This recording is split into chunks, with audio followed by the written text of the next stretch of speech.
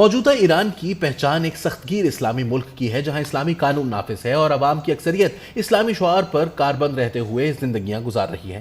ایران ہمیشہ سے ایسا نہیں تھا۔ اسے نئی پہچان دینے کا صحرا جس رہنما کے سر جاتا ہے، ان کا نام سید روح اللہ موسوی ہے، جو 24 ستمبر 1902 کو ایران کے شہر خمین میں پیدا ہوئے تھے۔ اسی مناسبت سے وہ خمینی مشہور ہوئے اور آگے چل کر ایران کے سب سے بڑے سیاسی و مذہبی رہنما امام خمینی کہلائے۔ روح اللہ موسوی کا تعلق مذہبی گھرانے سے تھا۔ ان کے باپ، دادا اور پردادا مذہبی ملا تھے۔ انہوں نے مختلف دینی مدرسوں سے تعلیم حاصل کی اور 1922 میں قم چلے گئے، جو ایران میں علم و دانش کا مرکز تھا۔ 1930 کی دہائی میں وہ شیعہ عالم کے طور پر مشہور ہونے لگے۔ ایران میں نمایاں شیعہ اسکالر کو آیت اللہ کہا جاتا ہے۔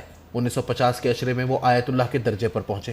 1953 میں رضا شاہ پہلوی کے حامی جرنیلوں نے قوم پرست وزیر اعظم محمد مصدق کی حکومت کا تختہ الٹ کر تودا پارٹی کے ہزاروں کارکنان کو تحت دیگ کر دیا۔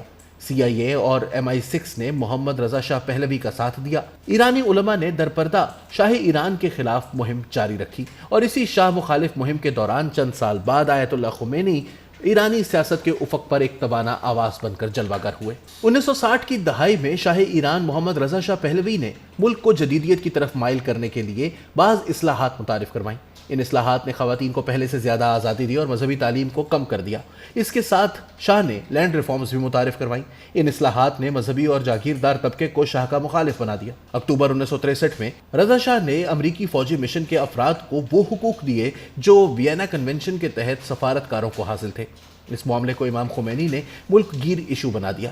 اسی تناظر میں انہوں نے مدرسہ فیضیہ قم میں ایک پرجوش تقریر کی جو نہایت اثر انگیز ثابت ہوئی۔ انہوں نے کہا، میرا دل درد سے پھٹا جا رہا ہے، میں اس قدر دل گرفتہ ہوں کہ موت کے دن گن رہا ہوں۔ اس شخص نے ہمیں بیچ ڈالا، ہماری عزت اور ایران کی عظمت خاک میں ملا ڈالی۔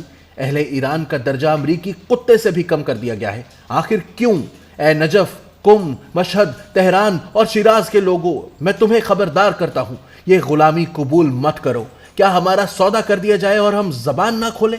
اس تقریر نے ایران میں ہلچل مچا دی، جس کے 7 دن بعد امام خمینی کو گرفتار کر لیا گیا۔ 1 سال تک ایران میں قید رکھنے کے بعد انہیں جلا وطن کر دیا گیا۔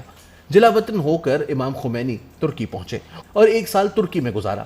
وہاں سے 4 اکتوبر 1965 کو عراق کے شہر نجف اشرف چلے گئے۔ عراق میں قیام کے دوران ہی انہوں نے ولایت فقیہ کا نظریہ پیش کیا اور یہیں انہوں نے اسلامی انقلاب کی صورت گری کی۔ بعد میں صدام حسین حکومت کے اعتراضات پر امام خمینی 6 اکتوبر 1978 کو عراق چھوڑ کر فرانس چلے گئے۔ امام خمینی جلا وطنی کے طویل دور میں ایرانی بادشاہت کے زبردست مخالف رہے اور اس دوران ان کی مقبولیت میں بے پناہ اضافہ ہوا۔ فرانس میں قیام کے دوران ان کے آڈیو اور ویڈیو پیغامات پر مبنی بڑی تعداد میں کیسٹس تیار ہوئیں اور یہیں سے ایران بھیجی جاتی رہیں، جنہیں سن کر عوام شاہ ایران کی پالیسیوں سے بیزار ہوتے چلے گئے۔ رضا شاہ پہلوی کی پالیسیوں کے باعث ایران کی معیشت بری طرح متاثر ہوئی اور بڑے پیمانے پر لوگ بے روزگار ہو گئے۔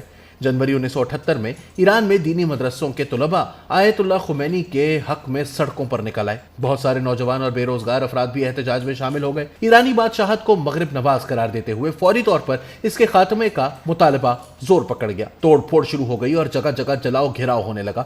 کئی مظاہرین ہلاک ہوئے اور ان ہلاکتوں کے بعد مظاہرے مزید پرتشدد ہو گئے۔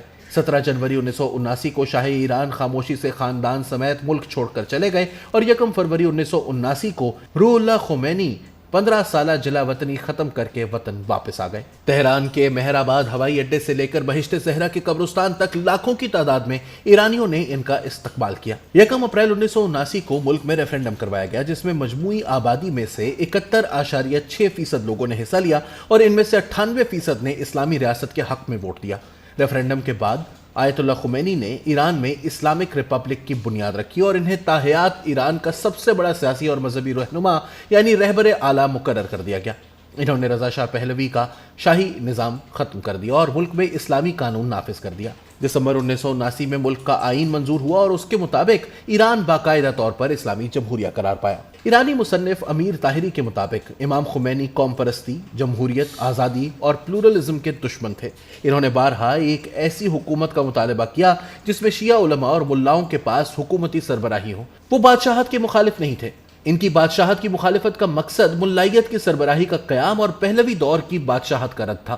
اسلامی انقلاب کے ابتدائی دنوں میں جمہوری کارکنوں سے خطاب کرتے ہوئے امام خمینی نے کہا تھا، جو ایک جمہوری ریاست کی بات کرے وہ ہمارا دشمن ہے، کیونکہ وہ اسلام نہیں چاہتا۔ ہم اسلام چاہتے ہیں، ہم جمہوریت نہیں چاہتے، ہم اسلام کے بغیر آزادی نہیں چاہتے۔ اسلام کے بغیر ہزار آزادیاں ہوں تو ان کا کیا فائدہ؟ دوسرے ممالک میں ایسی آزادی ہے، ہم اسے نہیں چاہتے۔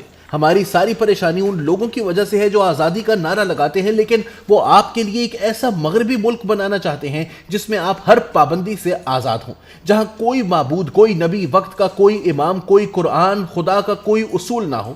وہ چاہتے ہیں کہ آپ سوئٹزرلینڈ کی طرح بنے، لیکن امت یہ نہیں چاہتی، وہ قرآن چاہتی ہے۔ 10 سال تک ایران کے رہبر اعلیٰ کے منصب پر فائز رہنے کے بعد 3 جون 1989 کو امام خمینی کینسر کے باعث انتقال کر گئے۔ انہیں تہران کے قریب بہشت زہرا قبرستان میں دفن کر دیا گیا۔ ان 10 سالوں میں ایران کی سیاست، معیشت، سفارتکاری، معاشرت، ثقافت، حقوق، آرٹ، لٹریچر اور تعلیم سمیت کوئی بھی شعبہ زندگی انقلاب کے اثرات سے محفوظ نہ رہ سکا۔ ایران میں اسلامی انقلاب آیا تو ایرانی علماء کے دلوں میں یہ خواہش بھی انگڑائیاں لینے لگی کہ شیعہ اسلام کا یہ ماڈل دوسرے ملکوں کو بھی ایکسپورٹ کیا جائے۔ ہمسایہ ملک عراق بھی شیعہ اکثریتی ملک تھا اور وہاں صدام حسین کی حکومت تھی۔ ایران کی خواہش تھی کہ سب سے پہلے عراق میں صدام حسین کی حکومت ختم کر کے اس کی جگہ اسلامی حکومت کا قیام عمل میں لایا جائے۔ اس بنیاد پر ایران اور عراق کے تعلقات میں کشیدگی پیدا ہونا شروع ہو گئی۔ چنانچہ ستمبر 1980 کو شط العرب کے آبی راستے کی ملکیت پر دونوں ہمسایہ ملکوں میں تنازع پیدا ہوا اور عراق نے ایران پر حملہ کر دیا۔ دو اسلامی ملکوں کے مابین یہ جنگ 8 سال تک جاری رہی اور اس میں 5 سے 10 لاکھ لوگ ہلاک ہو گئے۔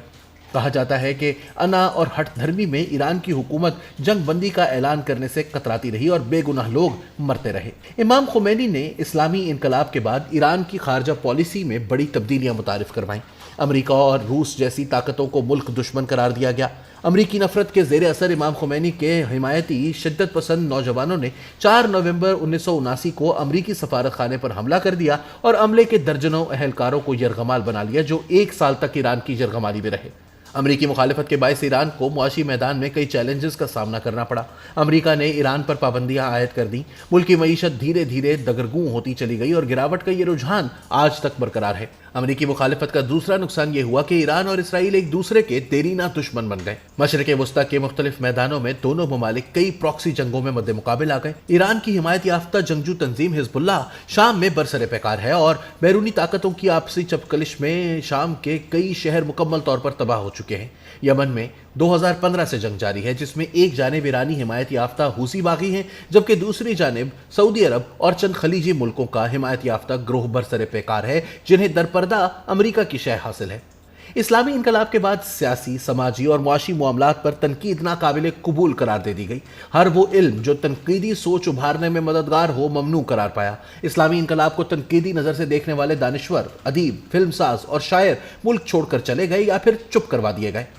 سخت گیر اسلامی قانون کے نفاذ نے خواتین کے حقوق محدود کر دیا اور معاشرہ قدیم مذہبی روایات اور قدامت پسندی کی ڈگر پر معکوس سمت میں کئی منزلیں طے کرتا چلا گیا۔ سماجی آزادیوں پر قدغن لگا دی گئی۔ خواتین کے لیے برقع پہننا لازمی قرار دے دیا گیا۔ آزادی اظہار کو سلب کر لیا گیا۔ سیاسی نظام میں کلیدی حیثیت رہبر اعلیٰ کو حاصل ہو گئی اور اس کے بعد سپریم لیڈر کی مرضی کے لوگوں نے ملک کا سیاسی نظام اپنے ہاتھوں میں لے لیا۔ مخالفین کی آوازوں کو دبایا گیا، جیلیں بھری گئیں، پھانسیاں دینے کے ریکارڈ بنائے گئے، کئی مخالفین کو بغیر مقدمہ چلائے گولی مار کر ہلاک کر دیا گیا۔ ماضی میں کئی مرتبہ ایران کے عوام اسلامی نظام کے خلاف سڑکوں پر آ چکے ہیں۔ حال ہی میں ایک جواں سال کرد لڑکی مہسا امینی کی اخلاقی پولیس کے ہاتھوں تشدد کے باعث ہونے والی ہلاکت کے نتیجے میں بھی بڑے پیمانے پر مظاہرے شروع ہوئے۔ مہسا امینی کو اس جرم میں گرفتار کیا گیا تھا کہ سکارف ٹھیک نہ لینے کی وجہ سے ان کے سر کے بال نظر آ رہے تھے۔ اس دوران بڑی تعداد میں لوگ سڑکوں پر نکلے، جلاؤ گھیراؤ ہوا اور خواتین سکارف اور عبائے اتار کر احتجاج میں شریک ہوئیں۔ یہ ایران کے عوام کا امام خمینی کی لائی ہوئی سماجی تبدیلی کے خلاف ایک کھلا احتجاج تھا جس پر اگرچہ قابو تو پا لیا گیا مگر راکھ میں دبی اس چنگاری کو بجھانا ممکن نظر نہیں آتا۔ حالیہ عرصے میں ایک اور سخت گیر اسلامی ملک سعودی عرب نے اپنی پہچان بدلنے کے لیے انقلابی اقدامات اٹھائے ہیں۔ ماضی کے سخت حریف سعودی عرب اور ایران اب قریب آ رہے ہیں۔ سعودی عرب کی طرح ایران بھی اپنے اسلامی نظریات پہ یو ٹرن لے گا یا اپنی پالیسیوں پہ یوں ہی کاربند رہے گا؟ دنیا کی نگاہیں اب اسی پیش رفت پر لگی ہیں۔